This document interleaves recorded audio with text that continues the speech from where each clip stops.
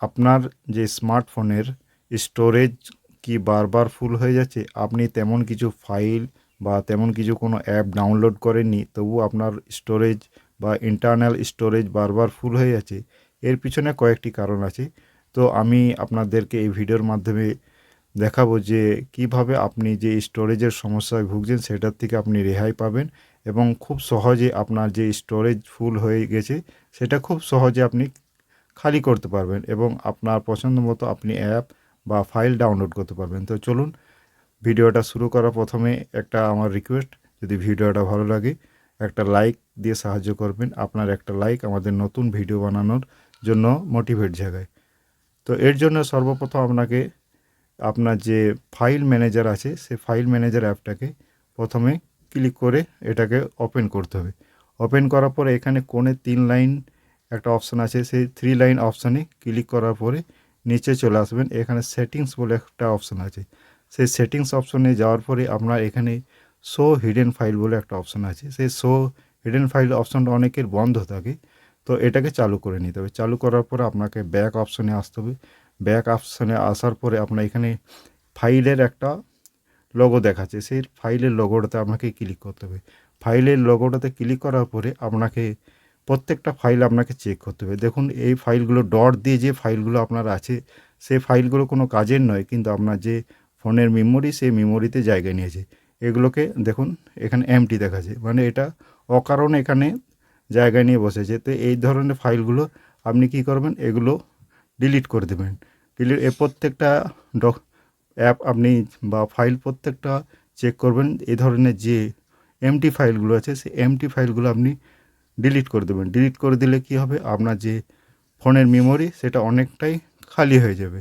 এরপরে দ্বিতীয় যে অপশন সেটা হচ্ছে আপনার ফোনের সেটিংস অপশানে আবার চলে যাবেন। সেটিংস অপশনে যাওয়ার পরে আপনার এখানে স্ক্রল ডাউন করে নিচে চলে আসবেন। নিচে অ্যাপ বলে একটা অপশন আছে, সেই অ্যাপ অপশনে যাবেন। অ্যাপ অপশনে যাওয়ার পরে এখন এখানে দেখুন ম্যানেজ অ্যাপ বলে একটা অপশান আছে, সেই ম্যানেজ অ্যাপ অপশানে যাবেন। ম্যানেজ অ্যাপ অপশানে যাওয়ার পরে আপনার ফোনে যতগুলি অ্যাপস ডাউনলোড করা আছে সেই ডাউনলোড করা অ্যাপগুলো পরপর এখানে শো হতে থাকবে। এই অ্যাপগুলো একে একে আপনি ওপেন করবেন। ওপেন করার পরে প্রত্যেকটা অ্যাপের এখানে স্টোরেজ বলে একটা অপশন আছে, সেই স্টোরেজ অপশানে ক্লিক করবেন। স্টোরেজ অপশানে ক্লিক করার পরে এখানে ক্যাচ বলে একটা অপশান আছে, সেই ক্যাচ অপশানে ক্লিক করবেন। ক্যাচ অপশানে যখনই ক্লিক করবেন আপনার যে এই অ্যাপটা যে অতিরিক্ত ডেটা নিয়েছিল সেই ডেটাটা ক্লিয়ার হয়ে যাবে।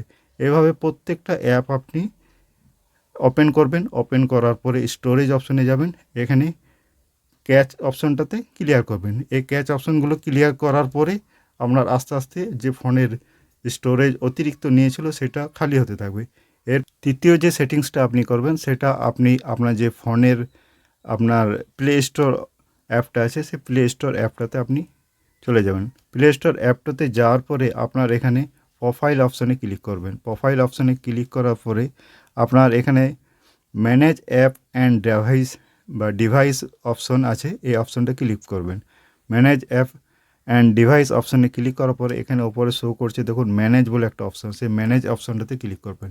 ম্যানেজ অপশানে ক্লিক করার পরে এই কোণে একটা দিস ডিভাইস বলে একটা অপশান আছে, এই অপশানটাতে ক্লিক করবেন।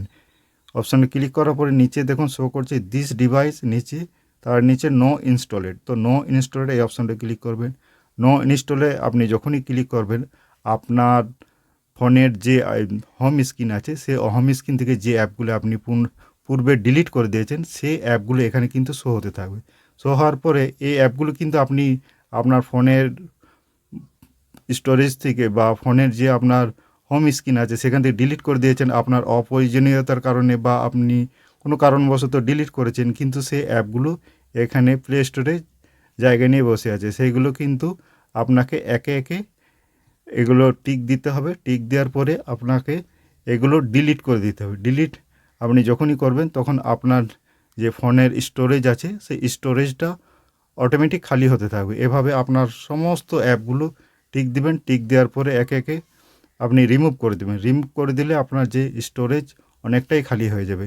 এভাবে আপনার যে ফোনের স্টোরেজ অনেকটাই খালি করে নিতে পারবেন, বা আপনার যে স্টোরেজ সমস্যা সেই সমস্যা থেকে আপনি রক্ষা পাবেন। তো যদি ভিডিওটা ভালো লাগে অবশ্যই একটা লাইক দিয়ে সাহায্য করবেন এবং চ্যানেলটা সাবস্ক্রাইব করে রাখবেন এ ধরনের নিত্য নতুন ভিডিও পাওয়ার জন্য, এবং কমেন্ট বক্সে কমেন্ট করে জানাবেন আপনার যে সমস্যা সেই সমস্যাটার সমাধান হয়েছে কিনা।